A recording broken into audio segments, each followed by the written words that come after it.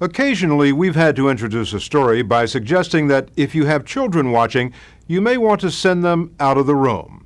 Well, for this story, we suggest you call them in. If you're like most people, you probably never consider that the shoes you buy or the soccer ball your kids play with may have been made by children in the third world working in conditions approaching slavery.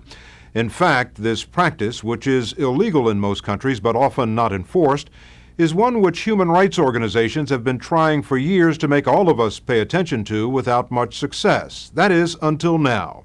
One Canadian has managed to put the tragedy of child labor on the front page and keep it there.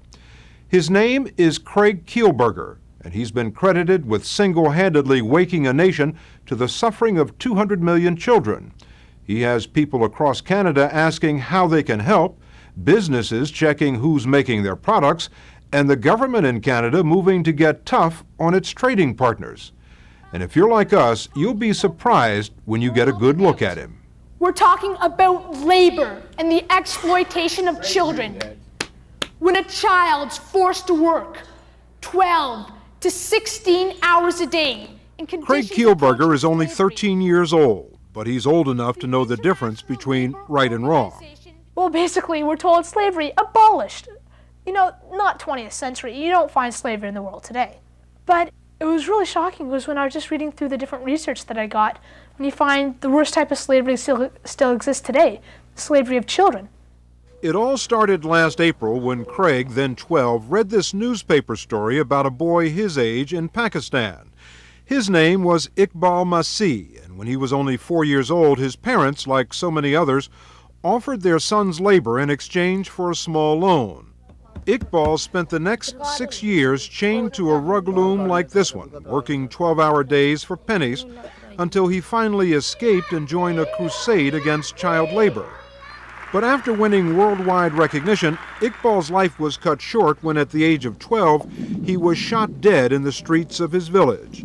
No one has been convicted of the murder, and Craig Kielburger vowed to keep his cause alive. But what made you think you could do something about it? Originally, I didn't think I could really, but the only way you're going to ever find out is try.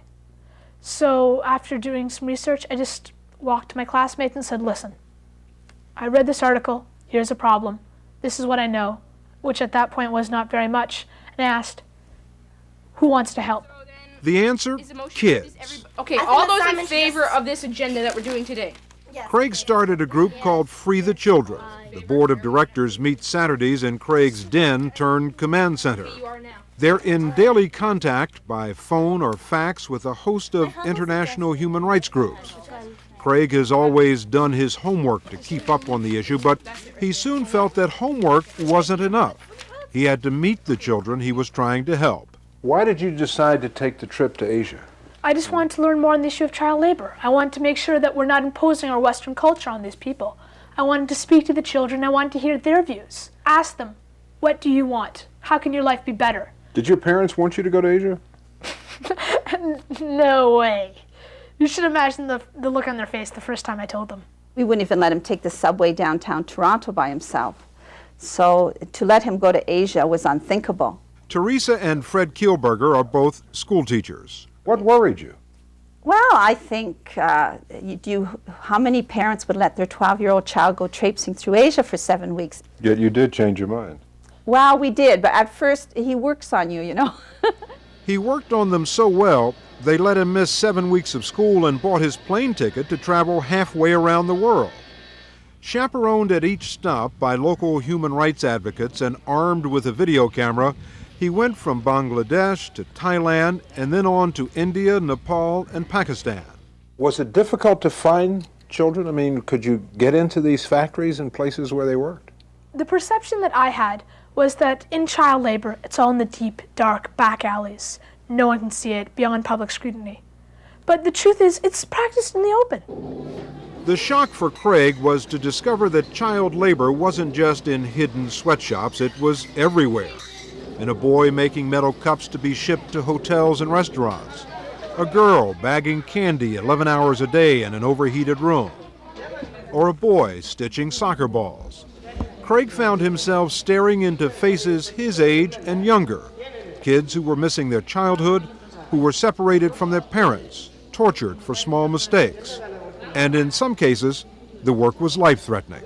One shop that I went into, I met one 8-year-old girl. She was just pulling apart syringes and needles, piece by piece, putting them in buckets for their plastics. She wore no gloves, literally, and no shoes. All she'd doing was squatting on the ground, surrounded by a pile of needles. Used needles. Yes, they were from hospitals, from the street, from the garbage. We asked her, don't you worry about AIDS and other diseases like that? We got no response. She didn't know what they were. At one point, we even saw her step on the pile of needles to get to the other side. Craig was able to talk to the kids in a way no other Westerner had, as one child to another. Has he ever gone to school? One young boy who I met in a brick kiln, he told me how his grandfather had taken out a small loan. Now that's 2 generations back. And he's still working along side by side with his relatives to try to pay off the debt. From 2 generations before. 2 generations back. Perhaps the most powerful stop for Craig was the small cemetery where he visited the unmarked grave of the child who first inspired him. Here we are in Iqbal's grave. There's no marking to say who he is or what year he died or anything about his life. It's simply he's buried underneath here, under all these bricks. Now I know that he is really dead. And the only thing which I think matters is to carry on his memory, carry on his work. That work landed him in the center of a media storm when Canada's Prime Minister Jean Chrétien happened to arrive in Asia at the same time, accompanied by 300 Canadian business leaders who were eager to sign export-import deals amounting to several $billions. The 13-year-old said, "Wait a minute." He wanted to talk to his prime minister about the plight of children who made some of those exports before the businessmen signed any contracts. But the prime minister turned him down. So Craig met with the people who would listen. He held a news conference. With 2 former child laborers at his side, he helped them tell their stories. He had been hit by his master with his steel iron rod. The prime minister could not have anticipated the fallout back home. He upstaged the Prime Minister during Team Canada's trade trip and catapulted the issue of child labor onto the national agenda. Back in Asia, the prime minister changed his mind about sitting down with an 8th grader. Were you nervous at all meeting the prime minister? Is anyone not? Like you have your neck out and you have a guillotine quite nearby. There's always a little bit of nervousness. You never can get over that. He may have been nervous, but he did get his point across. We in the Canadian government are open to looking at new ways to combat child labor through toughening our own imports restrictions. Hi. There's nobody Craig won't lobby, from the Premier of British Columbia to 2,000 union leaders at their biannual convention where, after hearing Craig speak, they spontaneously pledged $150,000 to his cause. He and his group Free the Children persuaded the mayor of Toronto to ban fireworks made by children. The federal government is considering a program to label rugs so customers will know they were made without child labor. The Minister of Foreign Affairs offered Craig an advisory position in the government, and last month the House of Commons recognized his work. I invite all parliamentarians on both sides of this House to work together along with Craig and Free the Children to stop child laboring. Let us all applaud one of the heroes of Canada. Thank you.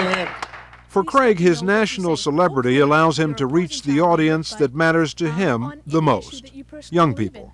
Because I believe that young people can make a difference, and I believe that young people, when speaking it out, do have a lot of power. One of the best parts about being young is we still have our imagination. We still think we can fly. We still think we can go to the moon. There are so many things which you think are unstoppable yet. And so, with slides of Asia in his backpack, Craig goes from school to school across Canada, sharing what he's learned, urging other kids to think beyond themselves. You go to Asia. You meet all of these kids. You get on a plane and fly back home.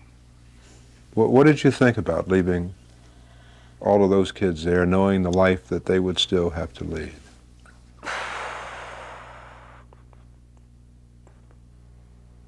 It was really difficult from the way that you look at it, as if you know, I'm flying back to Canada, I'm flying back to this.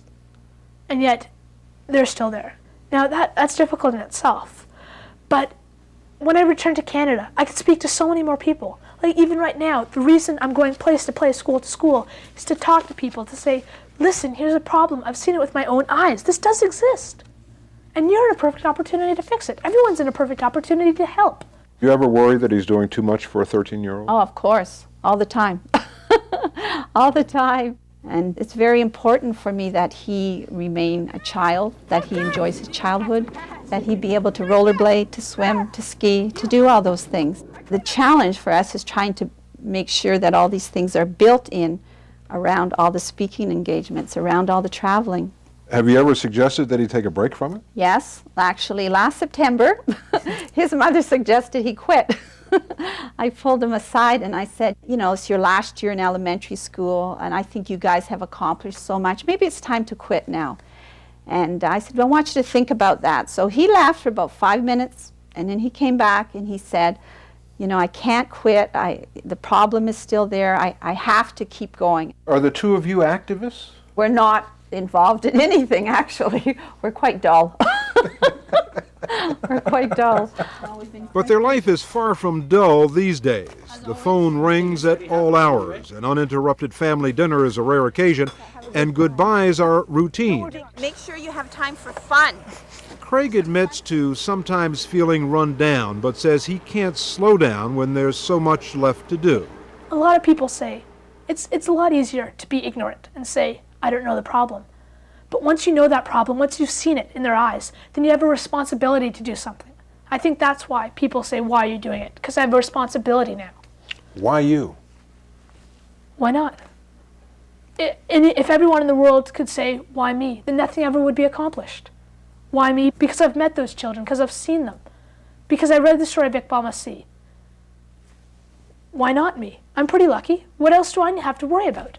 Somebody said, you know, maybe, you know, this has been Craig's calling at this time in his life to do something, to sort of to take up Iqbal's mission, you know? And I mean, I'm very rational, and I'm basically not, you know, that religious. But when you look at all the events and the timing of events that have occurred in his life, the people he's met, unplanned incidents, you know, you almost wonder if maybe Iqbal up there is looking down and maybe he has, you know, in a way, taken over the torch for this year or something. Your mother said, I asked who is directing this thing. She said, I think Iqbal's up there directing this Honestly, no, but perhaps Iqbal is up there. Perhaps he's helping a lot. Actually, I'm pretty sure he is. Next week, Craig has been invited here to the United States to speak before Congress.